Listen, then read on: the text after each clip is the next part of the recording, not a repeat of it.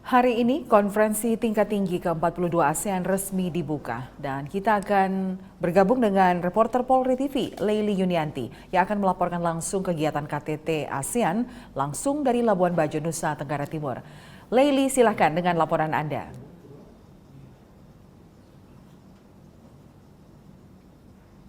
Tingkat tinggi ASEAN ke-42 tahun 2023 resmi dimulai pada hari ini. Dan tadi pagi sekitar pukul 7.45 waktu Indonesia Tengah, ada 8 kepala negara ASEAN dan juga sekjen ASEAN yang sudah mendatangi di venue pelaksanaan konferensi tingkat tinggi ASEAN ini di Hotel Merora, Labuan Bajo. Dan pada hari ini rencananya Presiden Joko Widodo akan mengadakan 5 pertemuan dengan para pemimpin negara ASEAN. Dan 5 pertemuan ini akan membahas sejumlah isu. Ada 11 isu yang akan dibahas pada pertemuan KTT ASEAN pada hari ini, yang akan dinegosiasikan juga dengan anggota ASEAN, diantaranya terkait dengan chair statement, penguatan kapasitas ASEAN, keanggotaan penuh Timor Leste, penanggulangan perdagangan orang, pekerja, perikanan, bidang kesehatan, pembentukan jejaring desa, ekosistem kendaraan listrik, dan konektivitas pembayaran di kawasan. Dan ada juga 3 isu utama yang akan dibahas, yakni mulai dari krisis pangan dan energi, perlambatan ekonomi global, hingga krisis berkepanjangan di Myanmar. Dan sementara itu, Presiden Joko Widodo mengajak semua pemimpin ASEAN bekerja keras untuk mewujudkan organisasi ASEAN lebih berarti. Hal ini disampaikan Presiden saat membuka konferensi tingkat tinggi ASEAN ke-42 di Labuan Bajo, Nusa Tenggara Timur.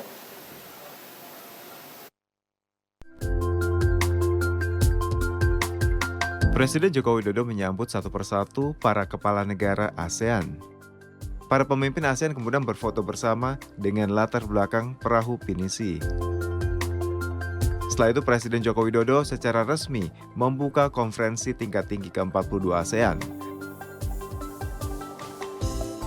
Saat membuka KTT, Presiden Jokowi menyapa secara khusus 3 kepala negara yang baru kali ini mengikuti KTT ASEAN.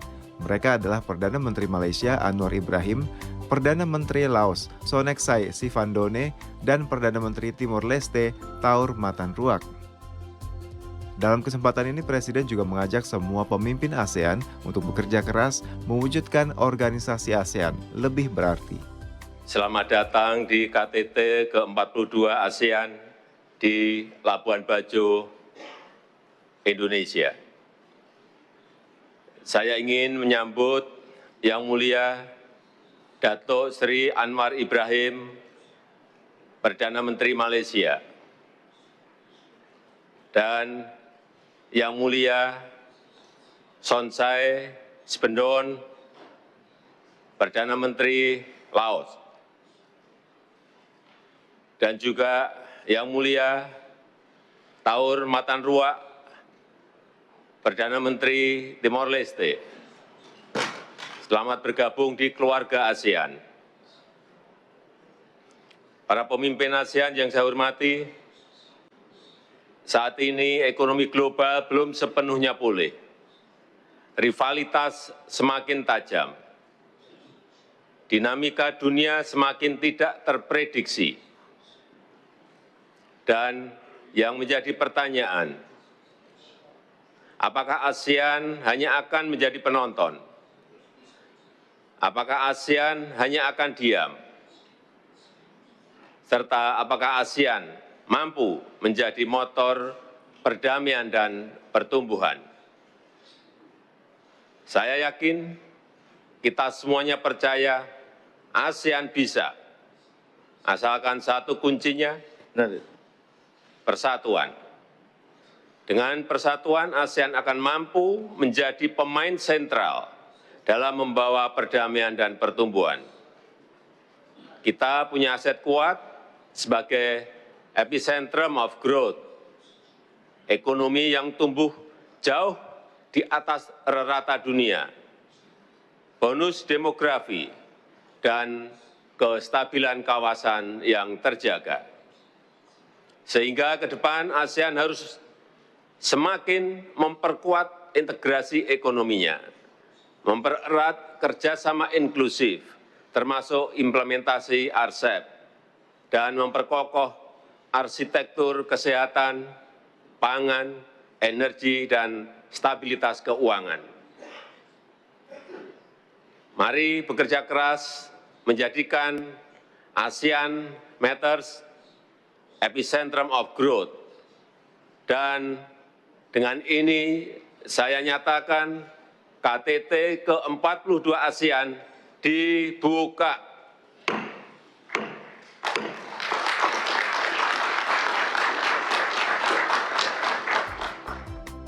KTT ke-42 ASEAN dihadiri 8 kepala negara termasuk Timor Leste.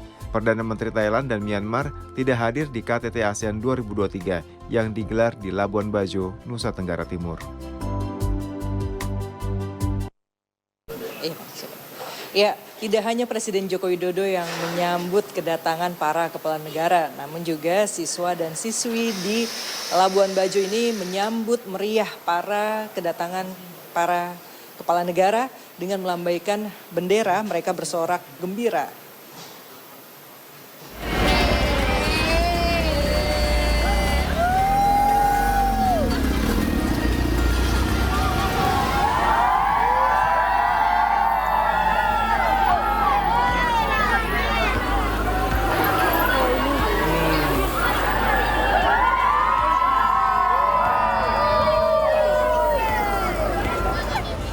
Ratusan siswa dan siswi dari berbagai sekolah di Labuan Bajo ini menyambut kedatangan para kepala negara ASEAN dari depan venue Hotel Merwora pada Rabu 10 Mei 2023. Dengan membawa bendera dari berbagai negara ASEAN, para siswa ini menyambut kepala negara yang melintas dengan bersorak-sorai.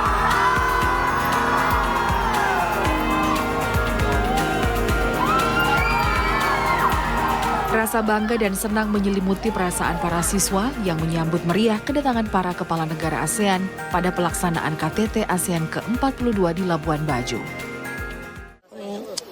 Luar biasa karena ini kota kecil bisa pilih oleh Pak Presiden. Menurut saya juga adanya KTT ASEAN menambah pariwisata Indonesia semakin pariwisata Labuan Bajo semakin bagus. Senang sih. Terus? Bangga sih, ini baru pertama kali ketemu. Menakjubkan, luar biasa juga bisa bertemu presiden-presiden 11 negara ASEAN ini, keren. Kami hadir ini untuk menyukseskan dan memeriahkan kegiatan ASEAN Summit yang ke-42 di Labuan Bajo, Indonesia. Cukup membanggakan karena selama ini mungkin terpusatnya di Jakarta, tapi kami masyarakat Labuan Bajo, Manggarai Barat sangat bangga karena ASEAN Summit yang ke-42 2003 ini berada di Kota Labuan Bajo. Terima kasih. Penyelenggaraan KTT ASEAN ke-42 di Labuan Bajo, Nusa Tenggara Timur menjadi momentum Indonesia mempromosikan potensi pariwisata dan ekonomi kreatif di kota destinasi wisata super prioritas. Dari Labuan Bajo, Nusa Tenggara Timur, Leily Yunianti, Fajar Mardiansyah, Polri TV.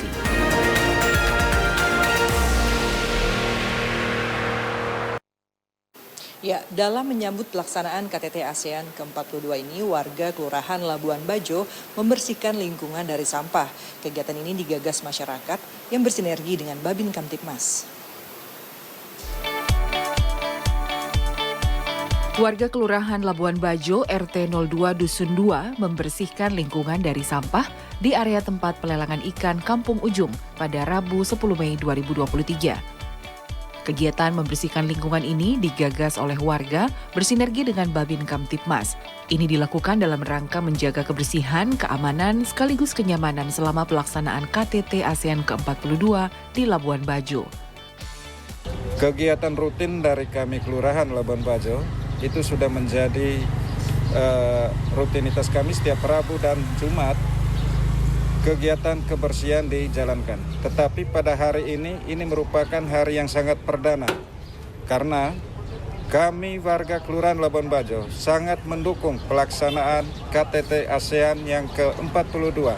Dan pelaksanaan ini berada di Labuan Bajo, khususnya di wilayah Kelurahan Labuan Bajo. Koordinasi kami yang kami laksanakan selama ini itu adalah dari sisi kebersihannya, Babin dan Babinsa selalu terlibat. Dan kemudian untuk keamanan daripada lingkungan Kelurahan Labuan Bajo, itu menjadi tugas penting daripada Babin Kamtipmas dengan Babinsa serta Kelurahan Labuan Bajo. Sementara itu, aksi bersih-bersih lingkungan ini juga diikuti Babin Kamtipmas dari desa sekitar. Selain menjaga kebersihan warga, bersama Babinsa dan Babin Kamtipmas juga menjaga keamanan lingkungan bersama guna mengamankan pelaksanaan KTT ASEAN di Labuan Bajo. Dari Labuan Bajo, Nusa Tenggara Timur, Leili Yunianti, Fajar Mardiansyah, Polri TV. Ya, guna memastikan keamanan pada event KTT ke-42 ASEAN ini, Kepala Staf Kepresidenan Muldoko meninjau langsung persiapan dari Command Center 91 Polri. Usai kunjungan ini, Muldoko memastikan pusat kendali atau Command Center telah siap mengantisipasi segala persoalan yang mungkin akan terjadi di lapangan. Didampingi Deputi 4 Kepala Staf Kepresidenan Juri Ardiantoro dan Kepala Badan Pemelihara Keamanan Kabahar Kampolri Komjen Pol Muhammad Fadil Imran, Kepala Staf Kepresidenan Muldoko mengunjungi Pusat Kendali atau Command Center Polri di Labuan Bajo, Nusa Tenggara Timur. Dalam kunjungan ini, Muldoko menilai Pusat Kendali atau Command Center Polri telah menunjukkan kesiapan dalam mengantisipasi terjadinya persoalan-persoalan yang mungkin terjadi di lapangan. Hal ini ditunjukkan oleh kesiapan infrastruktur, personel, dan sistem kendali koordinasi, komunikasi, informasi yang dijalankan. Meski demikian, Muldoko menekankan pentingnya pusat kendali atau Command Center Polri tetap memperhatikan dan mendalami titik-titik kritis, sehingga jika terjadi persoalan, bisa segera diambil tindakan yang tepat dan terbaik. Ya, saya melihat fasilitas staf dan komandonya luar biasa, sudah sangat bagus. Fasilitas stafnya semuanya sesuai dengan kebutuhan operasi. Berikutnya komandonya juga luar biasa, K3I-nya ya, dan bisa memonitor pergerakan seluruh anggotanya yang di lapangan dengan baik. Sekaligus juga bisa mengenali persoalan-persoalan yang dihadapi oleh anggota dan termonitor, bisa ambil reaksi cepat. Sehingga menurut saya bahwa Command Center ini sungguh bisa menjawab dan mengantisipasi apabila terjadi persoalan-persoalan yang muncul di lapangan. Saya pikir luar biasa. Saya tadi sudah menyampaikan mengenali titik kritis, walaupun kita semuanya sudah prepare baik